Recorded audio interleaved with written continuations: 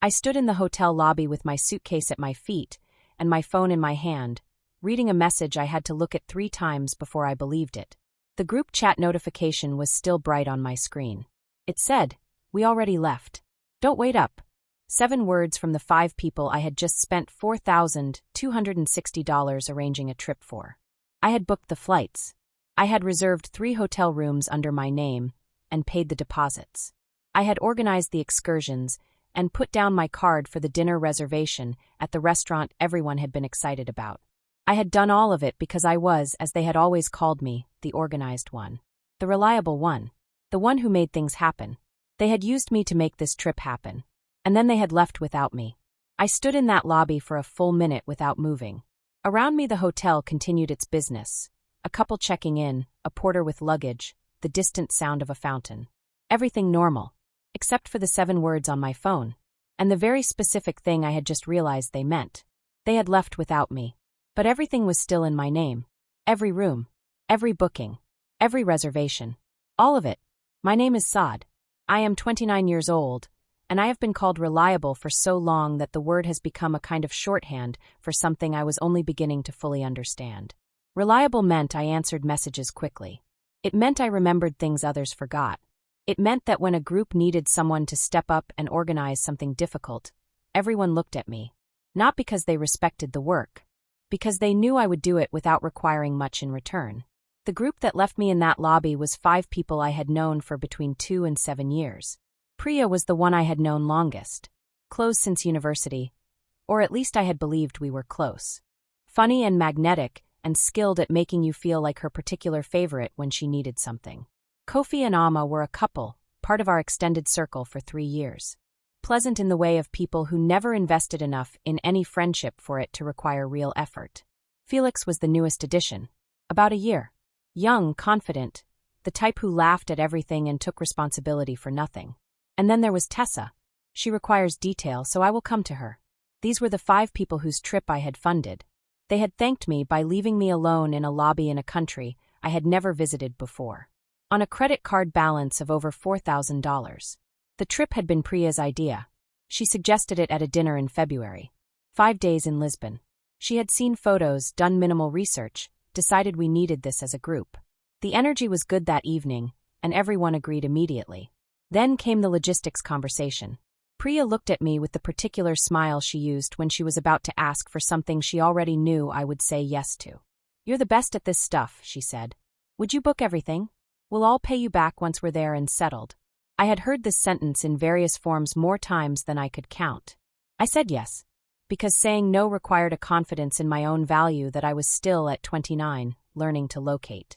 I spent 3 evenings researching and booking. Good flights at a reasonable price. 3 hotel rooms with full deposits paid. The dinner reservation and an afternoon excursion included. The total came to $4,263 across my 2 credit cards. I sent the group a detailed breakdown. Everyone said thank you and promised to transfer me when we arrived. They did not transfer me when we arrived. They did not mention it on the first day, or the second, or the third, or the fourth. Not once. The first sign that something was wrong happened within 6 hours of landing. I had expected some delay on reimbursements. People arrived tired. Check-in takes time. I was not going to stand in the hotel corridor on the first evening with a spreadsheet in my hand. I understood how these things worked. But I noticed things. At dinner that first night, I paid for my portion and waited for someone to bring up the flights and hotel. No one did. Priya ordered a second bottle of wine and told a long story, and the evening ended warmly. The money was not mentioned. I told myself I would bring it up in the morning. In the morning, everyone wanted to go to a market.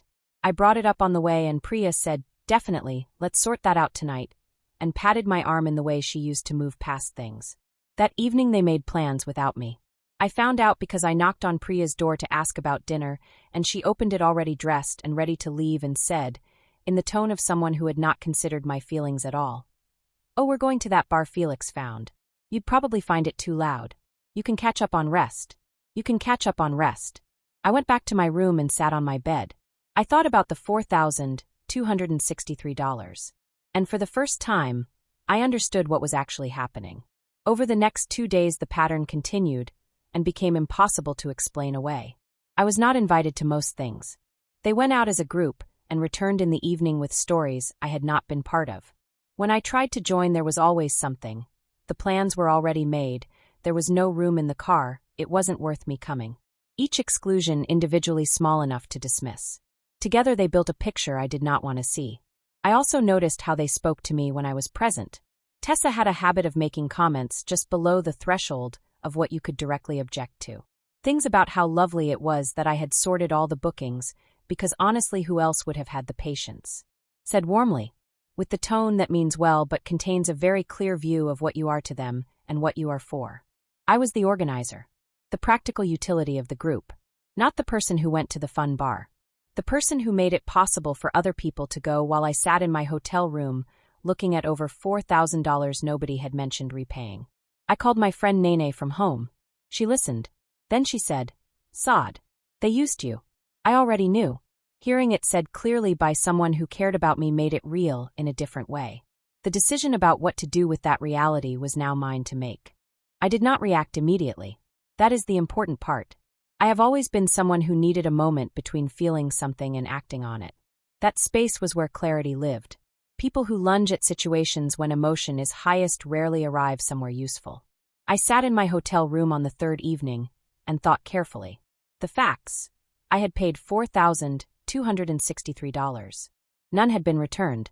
The group had been progressively excluding me from shared activities and treating my organizational work as a service rendered rather than a friendship gesture. I had heard from Nene. I had slept on it.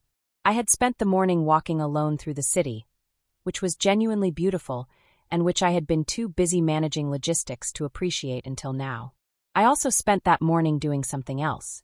I opened my booking apps, my email, and my credit card portal.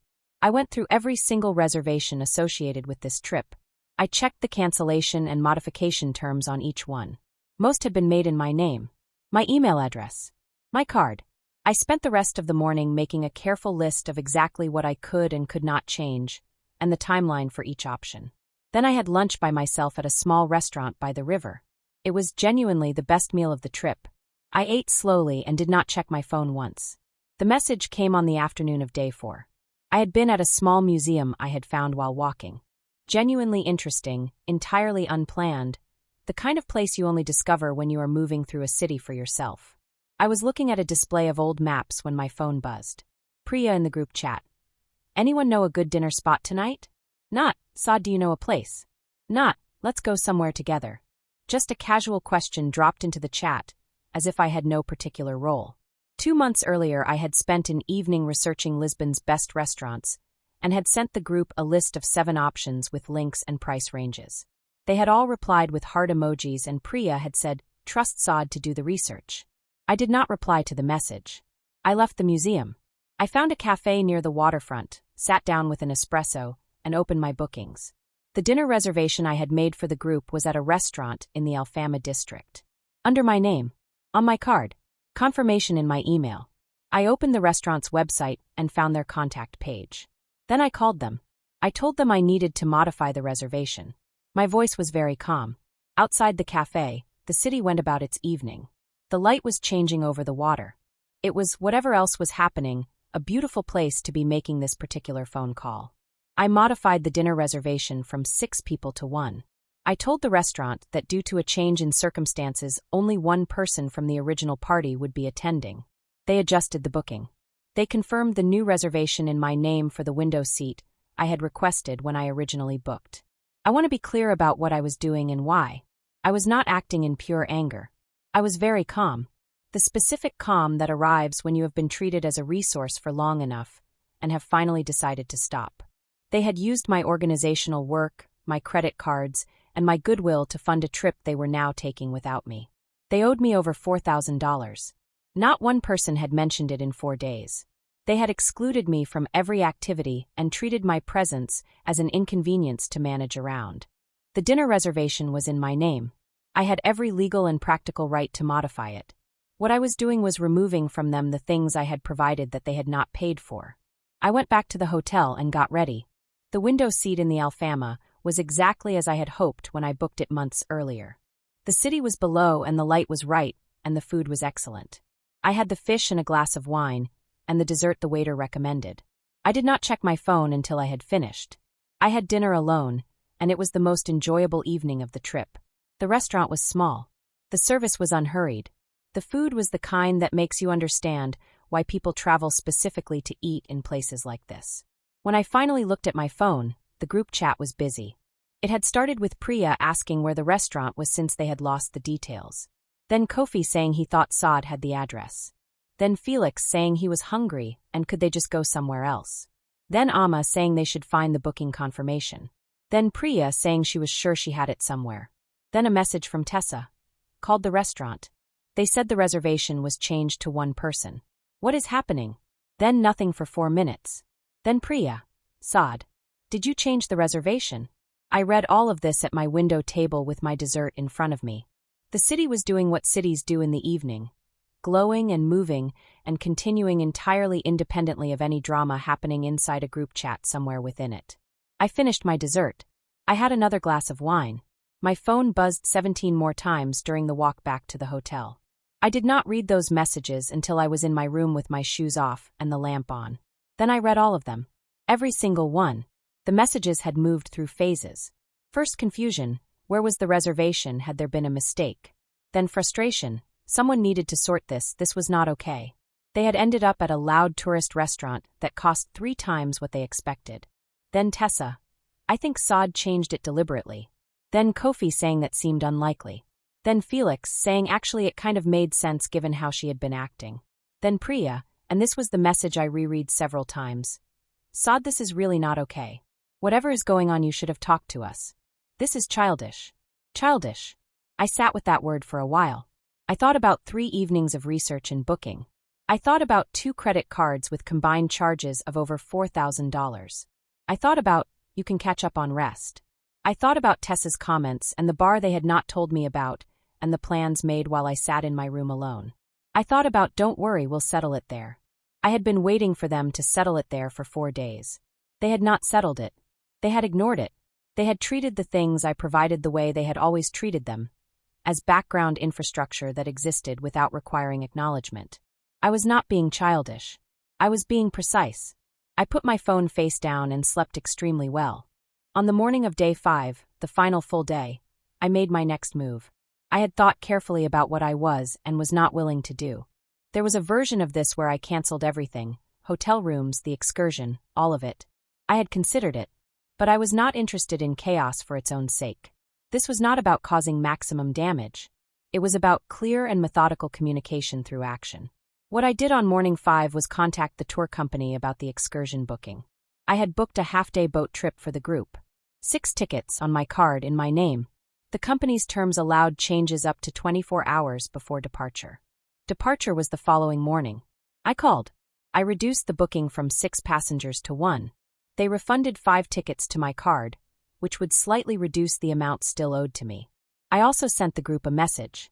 It said, the excursion tomorrow has been adjusted. You're welcome to book separately directly with the company. Their number is below. Then I went for breakfast. The eggs were good. The bread was excellent. The coffee from the small place I had found on day 1 was, as it had been every morning I had gone there alone, exactly right. I read a book while I ate. My phone buzzed constantly. I ignored it until I had finished both the eggs and the chapter. The response was immediate and loud. Priya called. I let it ring. She called again. I let it ring again. Felix sent a message using language I will not reproduce, but which conveyed significant frustration. Kofi sent a more measured message, asking if we could please talk. Amma sent a string of emojis. Tessa said nothing for 20 minutes and then, I knew she would do something like this. I read all of it over my breakfast. After breakfast, I walked to a viewpoint I had been meaning to visit since the first day. It overlooked the whole city and the river, and in the morning light it was everything the photographs had suggested. I bought a print from a woman with a small stand near the top. Then I sat on a low wall and opened the group chat and typed a reply. Not in anger. In the specific calm of someone who has decided exactly what needs to be said. I wrote, I have been waiting 4 days for someone to mention the $4,263 I spent on this trip. No one has. I have also been excluded from most activities since we arrived. I am making adjustments to the bookings I paid for. When the money is transferred, I will discuss what comes next. I sent it. I put my phone in my bag. I looked at the city spread out below me. It was very beautiful. I had almost missed it entirely by being too busy looking after everyone else. The first transfer came 40 minutes later. It was from Kofi. His and Amma's full share, $852. No message attached. Just the money. I sent a brief thank you. 15 minutes after that, Amma sent me a private message. She said she was sorry for how things had gone. That they had talked about paying me back on the first day and had gotten distracted, and it had not happened, and she should have made sure it did. That the dinner and excursion had been a shock, but she understood why I had done it. I thanked her. I meant it. Amma had always been the most honest person in the group. The second transfer came an hour later. Felix. His full share, no message.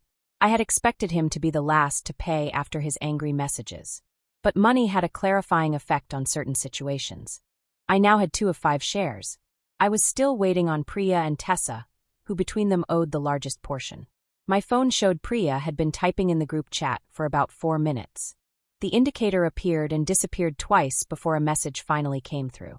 It said, "Can we please meet and talk about this like adults?" I thought about the word childish from the night before. I thought about $4,000 and don't wait up. I replied, yes. 6 o'clock. The cafe by the hotel. They came as a group. All 5. I had expected Priya and Tessa, and possibly Kofi. I had not expected Felix and Amma, who had already settled with me. I arrived first and chose a table with my back to the wall, a view of the entrance and a coffee already in front of me. I had been sitting there 10 minutes when they arrived. Priya sat across from me. Tessa sat at the far end, present but not engaged. Kofi and Amma sat side by side with the expressions of people attending something they wish they had found a reason to avoid. Felix immediately picked up the menu. Priya said, "I want to understand what happened." "What specifically?" I said. "Why you did this instead of talking to us." I had thought about how to answer this. "I talked to all of you on the first day about reimbursements," I said. "You said we'd sort it." Day 2, same answer. Day 3, nobody mentioned it. Day 3 evening, you went out without telling me. Day 4, you told me I would find the bar too loud. The table was quiet. "I talked to you," I said. "You just weren't listening." Priya looked at me for a moment. Then she looked at the table. Something in her expression shifted into something I had not often seen from her. It was something that looked like genuine recognition. She had not seen this coming, which meant she had not been looking. Priya said she had not realized how it had looked from my side. I did not say what I was thinking, that this contained the entire problem. She had not thought about my side. Not from cruelty. From habit. I had always been there, reliable and available, and thinking about whether I was all right had simply never been required. Instead I said, "I would like to be paid what I am owed. When that is done, we can talk about anything else." Tessa made a sound that was not a word but communicated disagreement. I looked at her. "Something to say, Tessa?" She said what I had done was extreme. That modifying the bookings had created real problems, and there had been no need for it to go this far. I asked her to tell me what amount she currently owed me. She did not answer immediately. I told her the figure, her exact share, to the cent. I had it in my phone and I read it aloud. She said she had been meaning to sort that out. I said I had been waiting 4 days. The table was very quiet. Felix put down the menu. He looked at Tessa, then at me. He had the expression of someone who wanted very badly not to be at this table. Kofi cleared his throat. Amma looked at the window. Priya looked at her hands. Nobody said anything for a moment that felt much longer than it was. The transfers came through by 8 o'clock that evening. Felix had already transferred. Kofi and Amma had already transferred. After the cafe meeting had ended with everyone agreeing to settle before midnight, Priya transferred her share at 7:15. Tessa transferred at 7:58. No message. No apology. Just the money. I sat in my hotel room with my phone and my credit card app open and watched the balance adjust as each transfer arrived. By the time Tessa's came through, I had been reimbursed the full $4,263. I sat with that for a while. I want to be honest about what I felt. People expect triumph in a moment like this, and what I actually felt was more complicated than triumph. There was relief, the specific kind that comes when a financial anxiety has been lifted. There was also a kind of sadness, not sharp, present, about the nature of what this group had turned out to be. I had liked these people. I had trusted Priya for years. They were people who had relied on me until relying on me became inconvenient. And I was someone who had let them. Neither of those things was going to be true anymore. That was not triumph. That was something smaller and more solid than triumph. It was a clear decision about how I was going to move through the world from now on. Priya knocked on my door at 9 o'clock. She knocked twice quietly. Unlike her, Priya usually arrived with confidence. The quiet knock was uncertainty. I opened the door. She asked if she could come in. I said yes. She sat near the window and looked at the view for a moment before she looked at me. This was also unlike her. She was a person who usually met things front on. She said she was sorry. I waited. She said she had not been a good friend on this trip.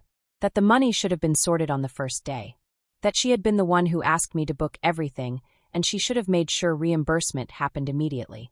I asked why it had not. She was quiet. Then she said something that surprised me with its honesty. She said she had not thought about it because she never had to think about it with me. That I had always handled things and she had never tracked whether I had been properly compensated because the handling always happened and the gap between the work and the payment for it had never seemed urgent. Because I always let it go, I said. Yes, she said. I'm not going to do that anymore, I said. She nodded. She said she understood. She looked like she actually meant it, which was both something and not enough. But it was a beginning, which was, for tonight, what was available. The last day of the trip was different. Not healed. Too strong a word and too fast. But different. Something had been said and heard, and it had changed the texture of how the group moved. They invited me to breakfast. All 5, at the cafe I had been going to alone. They were careful in the way of people who have mistreated someone and have not yet found their footing. I was polite. Present. I did not perform warmth I did not feel. After breakfast, Felix said he had found a market and asked if anyone wanted to come. I said yes. Not to be gracious. Because the market sounded genuinely interesting, and I was in Lisbon, and I had paid for this trip, and I was going to use the rest of it for myself. The market was in an old building near the center. Art and food and secondhand things. I spent an hour there and bought 2 items I liked. Felix walked beside me for part of the morning and said very little, which was unusual. Then at one point he said, I should have made sure you were paid back on day 1. I said, yes, you should have. He nodded. He did not say anything else. But he had said something honest.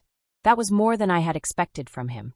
I had the best pastel de nata of the trip from a woman who had been making them at that same stall for 31 years.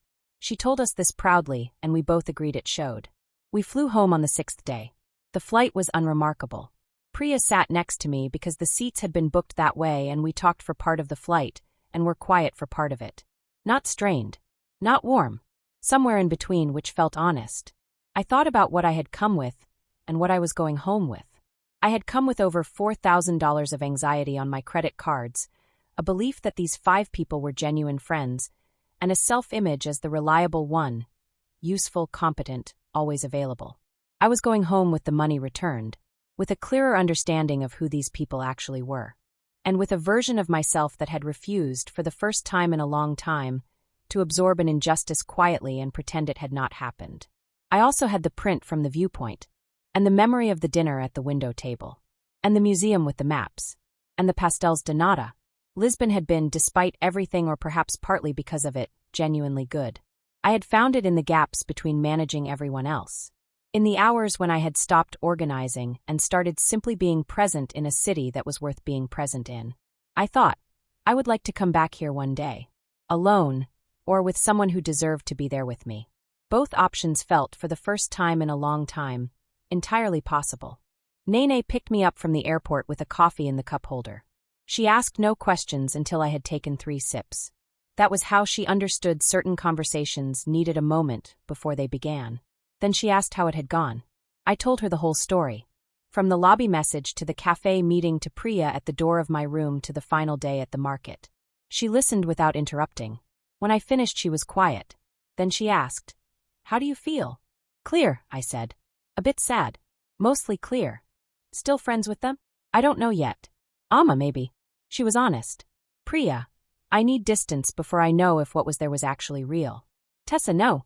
Nene laughed a little at the last answer. Then she said, you know what I keep thinking about? I asked what? That the whole time they were leaving you out, she said. You were building your list and checking your cancellation policies and eating alone at that restaurant by the window. Yes, I said. That's not someone who was weak in that situation, she said. That's someone who was always going to be fine. I looked out the car window at my city coming into view. I thought she was right, and I thought about how long I had been fine without knowing it. I want to talk about what it means to be the reliable one. It sounds like a compliment. For most of my life I received it as one. I was organized and dependable and people counted on me, and that counting felt like being valued. But I had never questioned what I was being valued for. Not for myself. For my usefulness.